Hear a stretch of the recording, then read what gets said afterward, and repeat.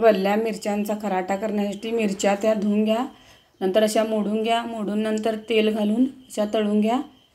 आणि इकडं लसूण पण घेतलेलं आहे बघा. आणि इथं खोबरं घेतलेलं आहे, जिरं, हळद, मीठ. तुम्ही खोबरं असं चिरून पण घेऊ शकता किंवा किसून पण घेऊ शकता.